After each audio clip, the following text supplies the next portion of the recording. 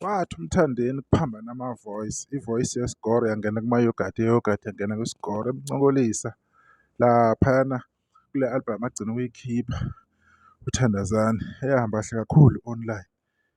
Le yayithi Sasibaningi. Yafika le nsizwa-ke kulowo nyaka lo ka-2024 yafika ngey'ngoma ey'nzima kakhulu. Yaze yahlalelwa indlela, yacelelwa kwazanywa indlela ukuthi le nsizwa ikwazi ukuthi ingene isebenze kuphi emcimbini oyimpucuzeko. Sibala bani-ke abantu abafana nabo oNjoka bababa nesandla.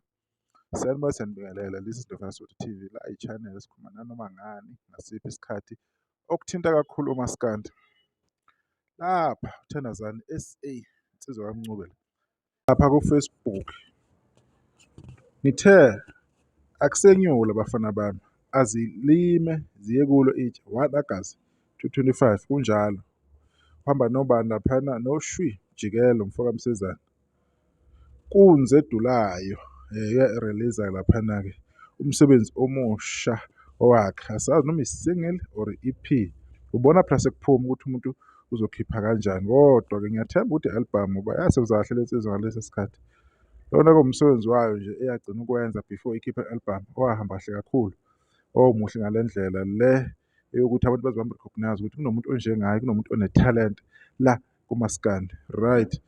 Masithi siyabheka laphana-ke sithi pheqe pheqe ubani uThandazani i-album yakhe i-back cover lena, ingoma ezoba khona laphana ithi qina mfowethu ngokufa kwami, bathi ayilale featuring Mjikelo. Yes 4 amathuna angaka emakhumbini enkandla ngeke kuhlale kunje featuring Shwi kuhlupheka hamba. Iphupho featuring Msezane, isibhonyabhonya, uthando, safa sibancane, namangazi, shuthi ziyi12-ke iy'ngoma ezikule album entsha ezophuma nge-1 August ekabani-ke Thandazani ethi qina mfowethu. Le nsizwa niphe kuthando niyikhombise kuthando lolu enalikhombisa-ke nyaka enye. Baningi abafowethu abavelile kule minyaka emibili eyedlule, baningi futhi abakhuphukile ade bevele bekhona. Sibala abaculi abanjengobani oMafikizolo, oMshini Wemali, ojubani lomunye, oZwide. Bonke laba bantu laba in the last 2.5 years bakhuphuke kakhulu. OSminoff bakhuphukile izinga ade bekulo, especially uma be-feature ishow Mthandeni. Yabona nje ukuthi kumaskandi kuhamba kahle.